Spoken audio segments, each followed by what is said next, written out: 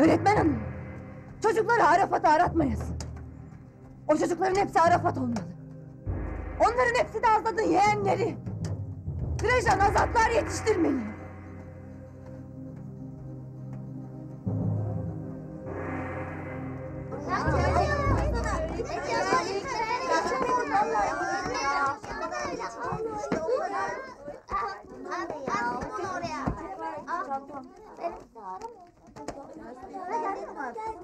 Günaydın çocuklar. Oturun yerinize.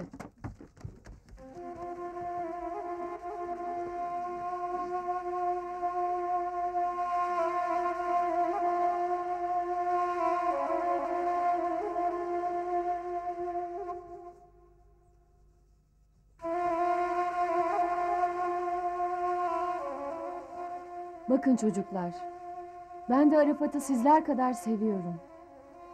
İsterdim ki Arafat aramızda olsun.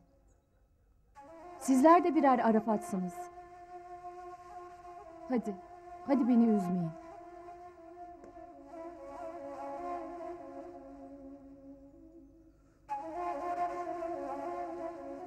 Çocuklar, dersimiz Türkçe. 11. sayfayı açın.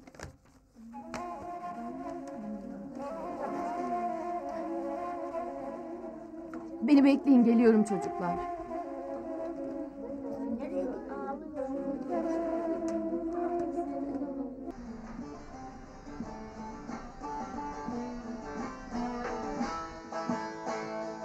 Dayan yaman uy, akle hal yaman uy, halema seven uy, dayan yaman uy, dayan yaman uy, akle hal yaman uy, halema seven uy, dayan yaman uy.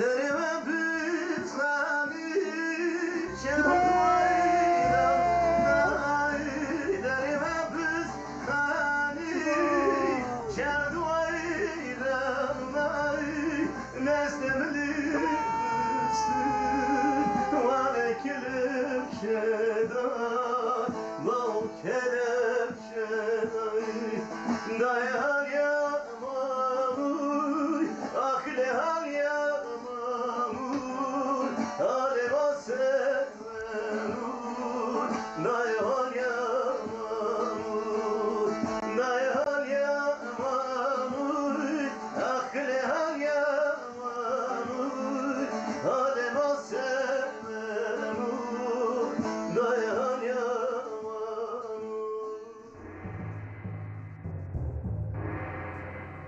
Siz neyin peşindesiniz ha? Ölen ölmüş, giden gitmiş. Biz bundan sonrasına bakmalıyız.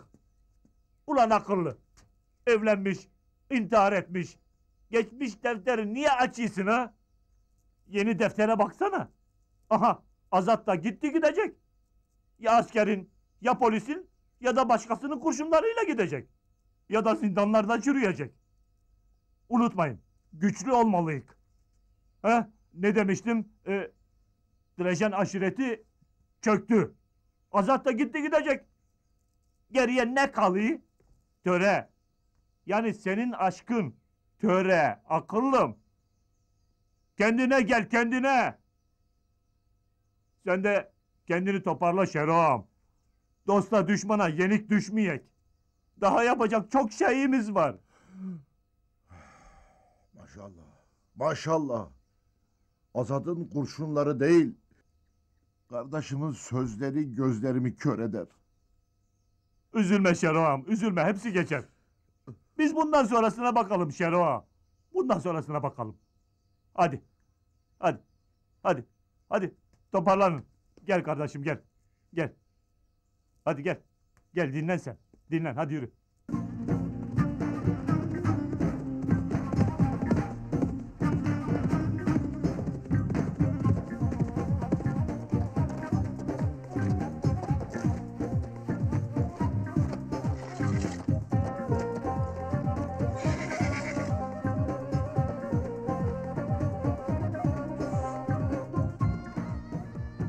Burada beni bekle Poyraz. Bekle.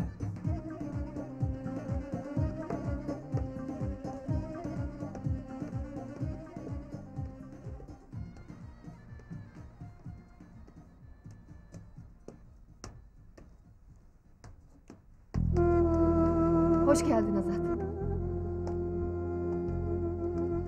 Cebrail dede yok mu? Gün boyu senin yolunu bekledi durdu. Hala da beklemekte. Geleceğini bildiğim halde boşa bekleme gelmeyecek dedim. Ama o da senin geleceğini biliyordu.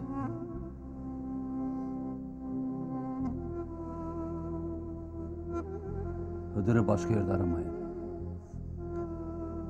Çünkü onun kaybolmasına sebep benim. Yusuf da onunla beraber kaçırıldı.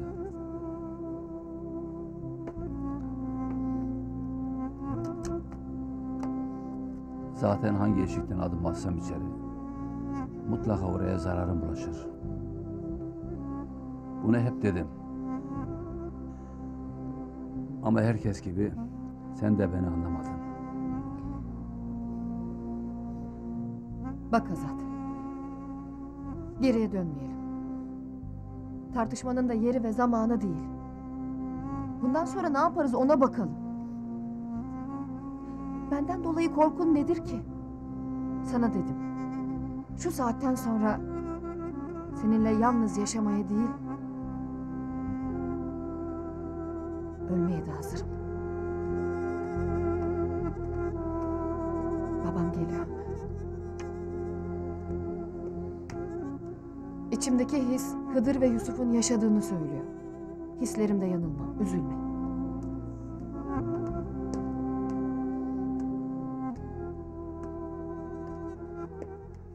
Selamünaleyküm. Aleykümselam. Öpeyim. İşin doğrusu töre gelmez dediyse de ben geleceğini biliyordum. İyi ki geldin. Hele buyur otur şöyle.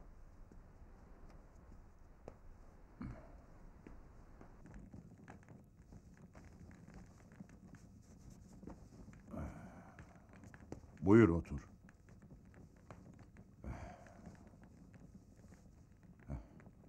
Azat, geçmişi bırak. Şu an ne düşündüğünü de biliyorum. Evet oğlum. Hıdır'ın kaybolmasında kendinde sebep görmektesin. Her şey olacağına var. Sen benim yanıma gelmekte geç kaldın. Benim tek varlığım, anasının bana emaneti, kızım törenin gözyaşlarının dinmeyeceğini bildiğim halde senin cesaretini, yiğitliğini, dürüstlüğünü, eline, beline, diline sahip olduğunu göz önüne alarak kızımı sana verdim. Şu saatten sonra bir baban olarak yanında olduğumu Drejanlılar da bilmelidir. Değil Hıdır, şahsımın da vadesiz gideceğini bilsem düşmandan korkmam. Ama biz insanlar münafıkların karşısında direnmek zorundayız. Ama bunu kan akıtarak yapmamalıyız. Çünkü o zaman onların nifak tohumlarını yok etmek yerine yaşatmış oluruz.